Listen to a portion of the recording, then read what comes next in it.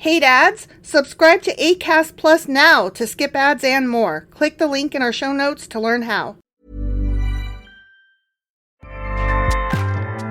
Acast powers the world's best podcasts. Here's a show that we recommend.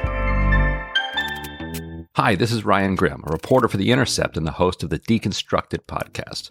With the midterm elections around the corner, there are so many fascinating races that tell us so much about where our politics is heading, but cable news just doesn't have the time or the inclination to get into them.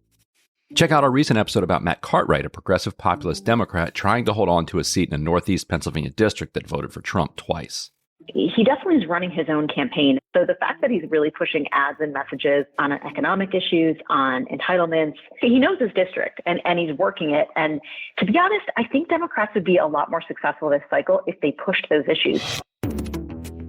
So check out Deconstructed from The Intercept wherever you get your podcasts.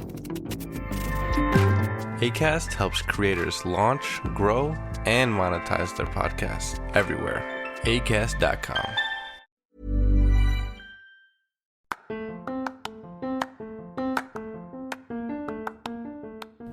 Welcome to Sacrilegious Discourse. I'm husband. And I'm wife. Together, we're reading the Bible for the very first time. We grew up without religion and wanted to know what all the fuss was about. Well, what have we learned so far? That God is a dick, and apparently some people believe in talking donkeys? We're not trying to pass ourselves off as experts. Nope, we're just reading the Bible for the first time and giving our first take reaction. If you'd like to join us in this venture, you might consider starting at episode 1. Otherwise, jump in wherever you like. All right, let's go read the Bible. Yeah, let's get to it. Husband! Wife! Do you know what today is? I do. What is today? It is Sacrilegious Book Club. That's right. And what are we covering today? Today we are starting a new book. We're taking a break from that lecherous son of a bitch Asimov. Yeah. And we will come back to that lecherous son of a bitch some other time. Right. But for now, we are getting into a treasury of Jewish folklore. Fun. And I'm not going to be talking about any stories or anything today. I'm just going over the book itself and the introduction. That way it gives people a chance to purchase it if they want to follow along. Perfect. All right. And I think I'm actually going to start doing something special with this after we get about 3 episodes in. I'm kind of starting to break our podcast into separate podcasts. So I'm going to create, it'll still be on our main feed, but if you want to follow just this, I will be creating a Jewish folklore, feed for us at some point for this book series. Probably the Asimov one as well. I see. But it's something in the works. So Got it. Yeah. Sounds right. good. So are we ready to get into this, or did you have anything else to cover in the intro here? That was it. All right, let's do this. Okie dokie.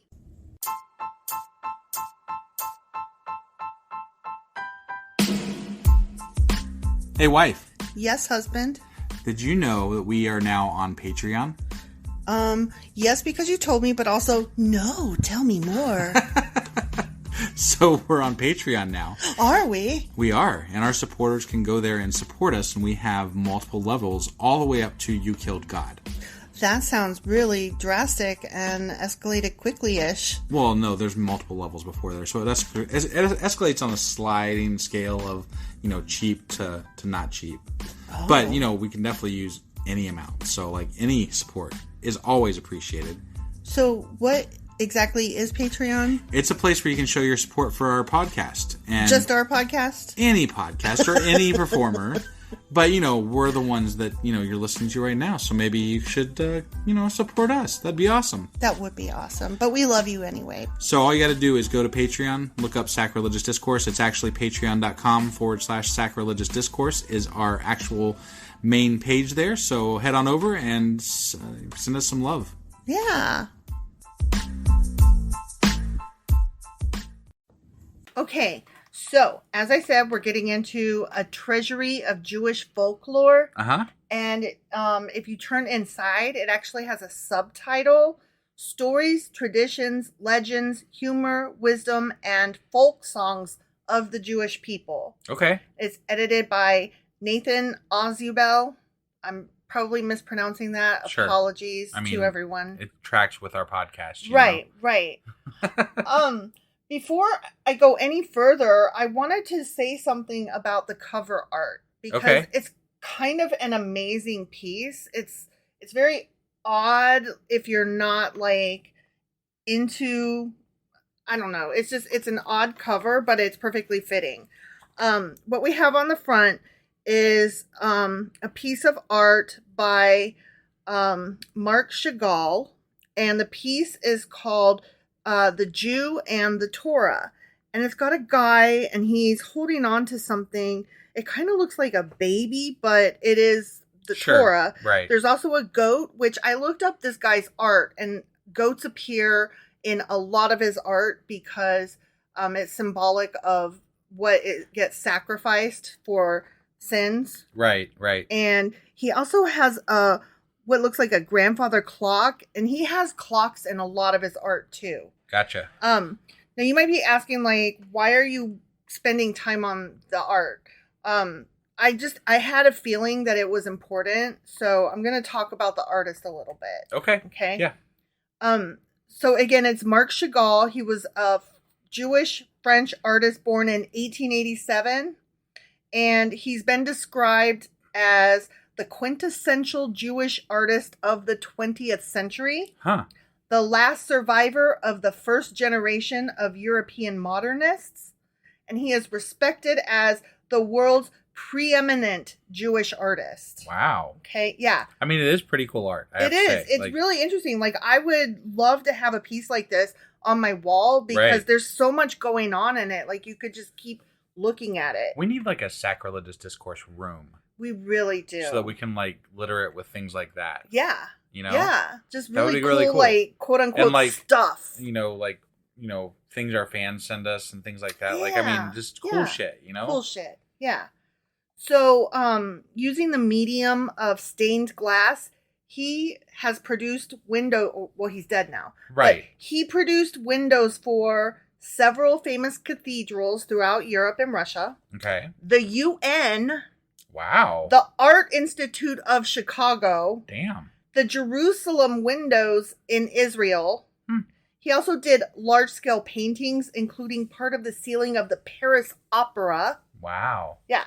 His painting, The Green Violinist, was the inspiration for the title of the musical and movie Fiddler on the Roof. Damn. Right? This guy's got a nice little resume here. Yeah. Okay, this one gave me the most goosebumps. Okay. Pablo Picasso said of him in the 1950s, when Matisse dies, Chagall will be the only painter left who understands what color really is. Oh, wow. Yeah. That's high praise. Yeah. Interestingly enough, Chagall's left hand had 7 fingers, and the number 7 is very meaningful to him, as he was born on the 7th day of the 7th month in 1987. Not 1987. I'm sorry, 1887. Sorry. And he died in 1985. So, Gotcha. I mean, he is like, I was 10 when he died. Right. Basically. Right. He was in my lifetime. No, that's very cool. Yeah. And I don't know, I read over that and I was like, holy shit, I'm really glad that I took the time to look into that because I don't know art. I don't know artists' names, and I feel better. I feel like a better person for having looked into that, and now I know. Yeah, no, it's a very interesting cover. Yeah. I mean, I like it a lot. Yeah. Well, now you know. Now we know a lot more about it. Yeah. So I'm going to read some stuff from the inside cover jacket, which I love to do. You hate it.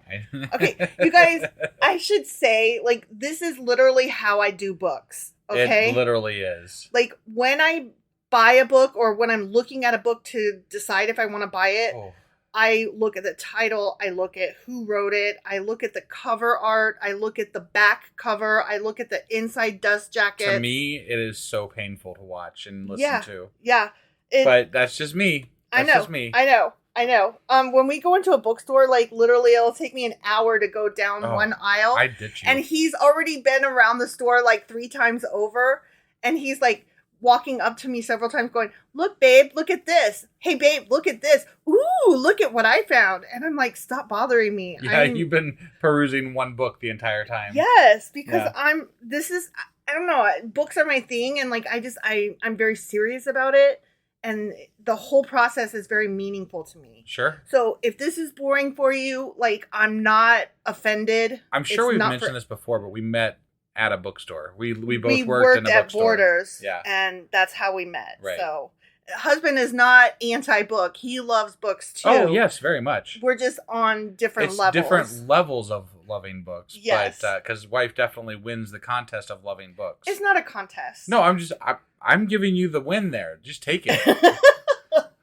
I'm just putting it out there before I go on because I want everybody to know, like, this is a process for me. This is how I do. And it's not for everyone. It's not for a lot of people. And I totally won't be offended if I get feedback saying, my God, stop. You can't do books that way. Like, I'm going to keep doing books that way. And either... It's a thing. It's a thing. She just has to. I have to. Yeah. Okay, so inside the cover... plus, going over this gives you guys another week to pick up the book. So, no harm, no foul, whatever. Yeah. Okay, so inside the cover, we have, let's see. What does he say? You know what? Hold on a second. You didn't take as good a notes as you thought? No, I study and pasted something. Study and pasted something? No, copy and pasted something. And I'm like, the fuck did you just do? I don't know what I did. Okay, so give me a second here. I'm giving you a second. Interpretive writing. Okay, so something got moved around in my notes. And it's disturbing me. I gotcha. I apologize. So he does comment. This book is full of commentative and interpretive writings. Okay. That hold a place in the Jewish religious tradition, second only to the Bible. These pieces that he's gathered here come from the Talmud. They come from the Midrash, and I will get into what those are momentarily because I was like, what the fuck are those? Okay. The Hebrew term Talmud commonly refers to a compilation of ancient teachings regarded as sacred and normative by Jews from the time it was compiled until modern times, and still so regarded by traditional religious Jews. Okay. So it's I've heard of the Talmud before. I had heard of it. I didn't really know what it was and how it fits in. Right. So we're going to talk a little bit more about that later too. Okay. Yep. But this is just from the inside front cover. Okay. Yep. In its broadest sense, the Talmud is a set of books consisting of the Mishnah, which means repeated study, the Gemara, which means completion, and certain auxiliary materials. Okay. So, and again, I will go over what all that means. Got it. Yeah. The Midrash reimagines dominant narrative readings while crafting new ones to stand alongside, not replace, former readings. Midrash also asks questions of the texts. Sometimes it provides answers. Sometimes it leaves the reader to answer those questions. Okay.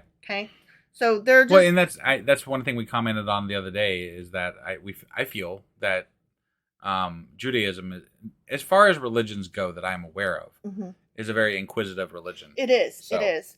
And that actually leads nicely into the very next part that I'm going to read here.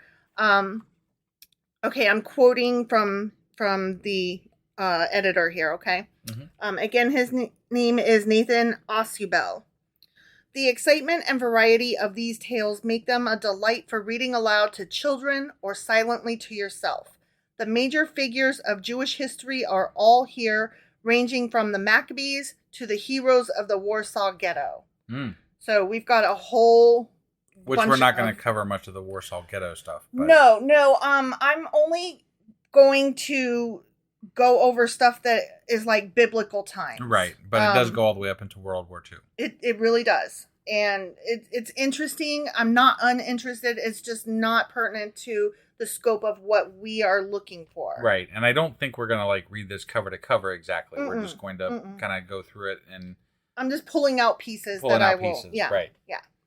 The wisdom of the Jewish people's spiritual leaders is contained in poignant tales and sayings. Okay? And that's what a lot of these additional pieces of writing are, like the Midrash and stuff. But again, I'm going to get into that in a minute. Okay. These stories are part of a long and continuous storytelling tradition spanning several thousand years. So most of these tales are things that have been passed down Right. Over generations. Yeah.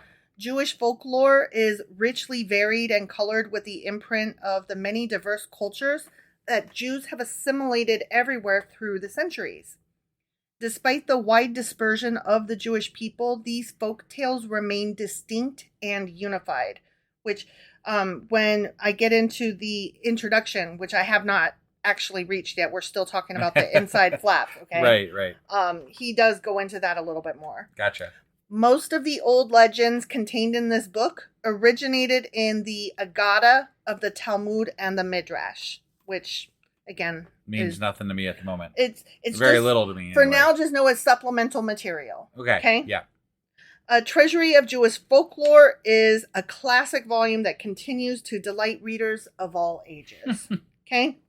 So, when that was the inside front cover and back cover. Got it. I love how you read the sales pitch. I did. Yeah, that was great. I mean, it's cool. It's cool. Okay, so when you open the book, the first thing you come to is this massive table of contents. And I was intimidated by it first because it's broken down and then it's broken further down and then it's broken down a third time. And I was like, Jesus Christ, what the fuck am I getting into here? But there are 6 main sections. Okay. Yeah. The first one is Jewish salt, which I will explain in a minute. Jewish salt. Yeah. It's a thing. All right. Okay. The second one is heroes. The third one is the human comedy. The fourth one is tales and legends. Number 5, proverbs and riddles. And number 6, songs and dances. We're not going to do anything from that section. Yeah. Okay, so now we're getting into the introduction. We only do those if we have to. Yeah. And I say no to this one. Right. Okay, so now we're getting into the intro. So this is what Nathan Ozzie Bell has written himself. Okay. Like other children brought up in an Orthodox Jewish environment, I was immersed in Jewish song and story as soon as I became aware of the world around me. Years later, I discovered that the lore of my people had entered into my bloodstream, as it were, and had become a part of the cultural reality of my life. Who has not had this experience? Which I thought was like a beautiful way to open, because it made me think like I grew up hearing stories, that my parents taught me. Sure. And, the little songs, like just this morning or just last night, Abby and I were both singing the song about the bumblebee. Yeah. And, I had learned that when I was a kid. Right. So it's just, you learn things and then you pass them on to your kids. Yeah. So melodies sung in childhood have a tendency to linger persistently and they're, sorry, I can't read because I'm so excited, to linger persistently in the subconscious, and the stories and sayings we heard time and again from the lips of our parents are never really erased from our memory. Right. And that's true. Yeah. We all have different cultural memories. Sure. But yes. And because I didn't grow up in Ohio, but you did, you and I sometimes are like, what the fuck are you singing? Like, I've never heard of that before. And vice versa. Like, I'll be singing something and you'll be like, what is that? And I just, you grow up thinking, what? Everybody's heard this. Yeah. So I just thought it was kind of cool. Yeah, definitely. Okay, he continues, while my main purpose in compiling this anthology was to present the spontaneous folk creation of the Jewish people, I was also motivated by the desire to recapture the fading memory of the wonder and the beauty that had inspirited my childhood in the old world. And so I began to gather all the myths and parables, stories and legends, the songs and the wise sayings upon which I and millions of other Jewish children throughout the many centuries had been nurtured. Okay. Then he goes on a bit. He talks about all the material coming together that creates a familiar picture of someone as he's like pulling all this material together. Yeah. It like seems like someone that he recognizes. Okay. And he goes, before long, I knew with certainty whose portrait it was. It was the composite portrait of the Jewish people. It basically, everything that he was creating was like the quintessential Jew. Right. And it amazed him that was true because he was gathering these from Jewish people from all over the world and all different backgrounds. Right. So he was very surprised about that. Yeah. How could there have emerged such a remarkable unity from all this variegated mass of folk materials? For one thing, Jewish historic experience has been disturbingly similar in so many ways, in every age and in almost every land of the diaspora. Okay, so yeah, that I just thought that was cool. Like, he's putting all this together and doesn't really know what he's building until he's built it. Right. Jews became an intellectual people not because of any innate mental superiority over other peoples, but because of their peculiar nature of their history. In large measure, this tradition was derived from the religious obligation of every Jew to study scripture ceaselessly, for it must always be kept in mind that Judaism was cradled in a theocracy, a priest state. Studying was not only unprecedented in its mass scope in the intellectual history of mankind, but within its limited religious framework, it represented the most democratic philosophy of education in antiquity. That's interesting. Right? And actually lends a lot of credibility to what we said about how they're very inquisitive about their own religion and everything. So, and that is exactly correct. Right. That is true. Yeah. So what we had suspected and what we had thought, just based on what we've gleaned from our limited experience of the Jewish culture, yes, that is correct. Yeah.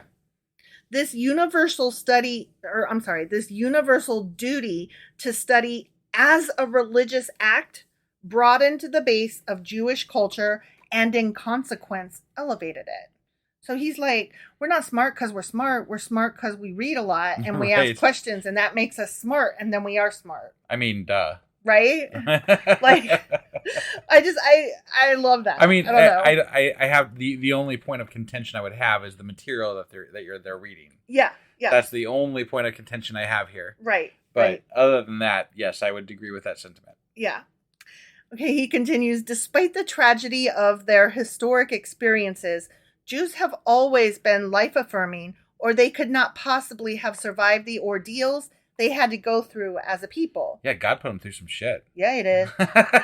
In fact, if anything, their troubles made indestructible optimism of them. Isn't that something? Yeah. It's weird, right? Yeah. Like, it's backwards to what you would expect. Right. Their laughter had to be an affirmative and defiant answer to the world's cruelties, a mellowing agent which helps draw the sting of grief from tragedy. This mellowing humor may very well be called Jewish salt. And that's the first section of the book. Right. And so I was like, what the fuck is that? Well, Jewish salt is based on a phrase called Attic salt. And I was like, that's nice. What the fuck is Attic salt? Right. It's a poignant and delicate wit, a dry, shrewd, or pointed, or cutting, or subtle humor. Got it. So it just means like a smart sense of humor, like sarcastic, dry, that kind of thing. Yeah. In classical times, salt was a frequent metaphor for the word wit. Gotcha. So that's where it comes from. All right. Okay. So that's why the first section of the book is Jewish salt. Got it. Okay. Got it. Which I'm so glad he explained, because I was like not understanding at all what that was about. And I had started reading some of them and I was like, there's no salt. I don't understand. What is this? Right. Okay, he continues, many Jewish legends and folk tales are suffused with a deep sadness, but somehow the sadness rarely degenerates into despair or even self-pity. Almost always it bears within it the saving grace of catharsis, of the ennoblement of grief in the steadfast spirit, of moral triumph in the righteous even in defeat. So it just is saying more about their positivity, and but also their longing for justice. Right. Like, not justice like vengeance, justice like a just world. A world where there is justice. Right. So, he goes on to say, the years of labor which have gone into the preparation of this work will be more than rewarded if it will reveal to the Jewish reader the existence of the little-known cultural treasures of his people, and in consequence will fill him with the sense of human dignity and worth that is his birthright. To the Gentile reader, which that would be us. Yeah. Or Gentile. And, yes, we are Gentiles. And our followers, the majority of them will be as well. Right. So to the Gentile reader, Jewish folklore addresses itself with its myriad implications because it is but a colorful part of the kaleidoscope of universal culture. While it makes plain the common humanity of all races and nations, and thus draw them closer in the bonds of brotherhood and understanding. Wow. That's right? Such a great sentiment. Yeah. Yeah. I just thought, that's so nice. It was, right? It was nice. Okay, so the Pentateuch, this is where I started taking notes, because I was like, okay, can you just explain what that fucking Midrash thing was for a second? Right. And what the Talmud and all this shit, okay? Yeah. So, the Pentateuch is the law, right? The Pentateuch is the first 5 books. That's all it means. Sure. And those 5 books are The Talmud. Torah and the law. Okay. All right. So it's not that Pentateuch means law. It's that Pentateuch means 5 books. Those 5 books are Torah, the law. Right. Okay. The scribes who succeeded Ezra added the Mishnah, a second body of law. So that's called second law. Okay. Yeah. That's what the Mishnah is. Okay. The Gemara, which means doctrine, or as it's normally called, the Talmud, okay, which means explanation, was added as a commentary and interpretation. Interesting. Okay? Yeah. So these have been passed down, like they were gathered for centuries and added to and edited and redacted and much all like of that. the Bible, much like the Bible itself. Yeah. Yes. Yes. But it's supplemental material. Right. Okay. Now there were 2 Talmuds, which I found very interesting because I barely knew about the one, much less 2. Right. There was the Babylonian Talmud, which would be the more important one because it came earlier. Yeah. And gathered more. But the one that was the last one with a final redaction was the Jerusalem Talmud. And that's the one that we use today. Oh. Even though it's incomplete. It's missing 24 treatises. Oh, wow. Yeah. And it's believed that those have just been lost to time. Got it. So, okay. Both contain 2 parts. Both of the Talmuds. Right. Okay. Contain 2 parts. The halacha, which is judicial interpretation of the law, and agada, which is ethical and poetical interpretation of the law via storytelling. Okay. Okay. So that's the agada. Sure. Of the Talmud. That's interesting because they're actually kind of saying that laws are not strict. They're like you need to take more into account. Well, they're saying that here is the law, and over here is a book that explains it, and over here is a book where we talk about it, and over here is a book where we tell stories and parables. Right. You know what I mean? Yeah. So it's just all different ways of interpreting and explaining and questioning the law. Sure. Okay? So the law is Torah, second law is Mishnah, explanation is Talmud, sometimes called Gemara, and commentary is the Midrash, which it contains art and more commentary. Okay. Now, most of the stories and stuff that he has collected will come from the Agada. That's the ethical and poetical interpretation. Okay. So that would be the parables, the folk tales, the lore, the legends. Got it. That stuff. Got it.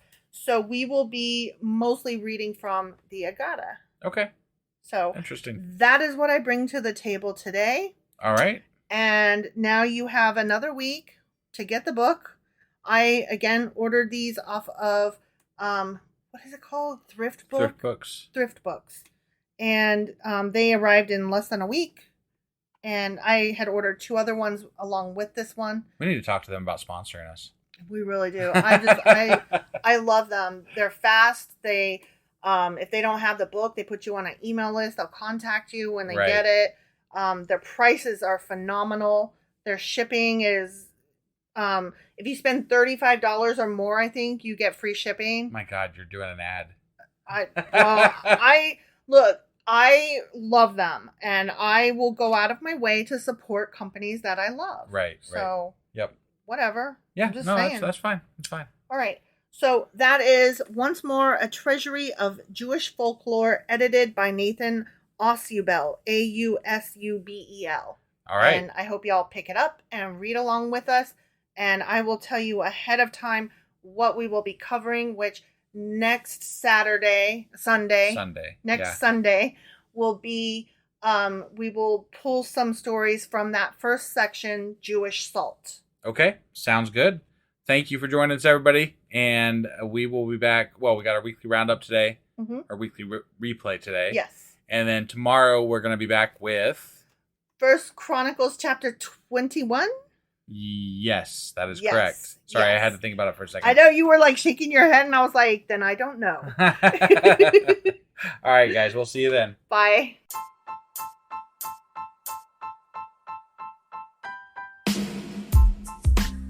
Hey, wife. I guess that's the end?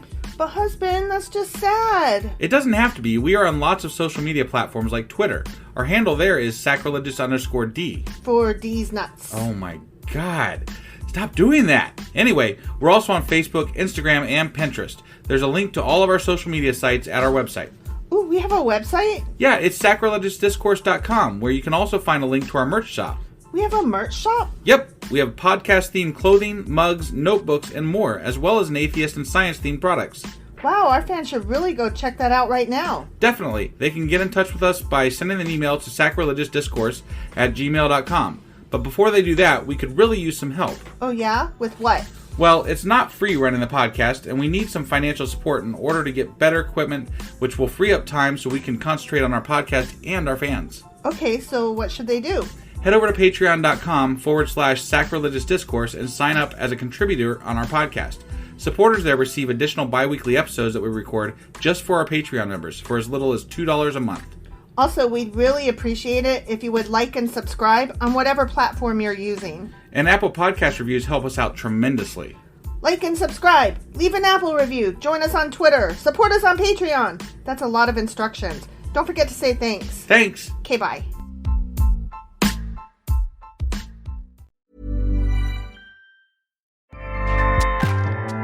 Acast powers the world's best podcasts. Here's a show that we recommend. Hi, this is Ryan Grimm, a reporter for The Intercept and the host of the Deconstructed podcast. With the midterm elections around the corner, there are so many fascinating races that tell us so much about where our politics is heading, but cable news just doesn't have the time or the inclination to get into them. Check out our recent episode about Matt Cartwright, a progressive populist Democrat trying to hold on to a seat in a Northeast Pennsylvania district that voted for Trump twice. He definitely is running his own campaign. So the fact that he's really pushing ads and messages on economic issues, on entitlements, he knows his district and he's working it. And to be honest, I think Democrats would be a lot more successful this cycle if they pushed those issues. So check out Deconstructed from The Intercept wherever you get your podcasts.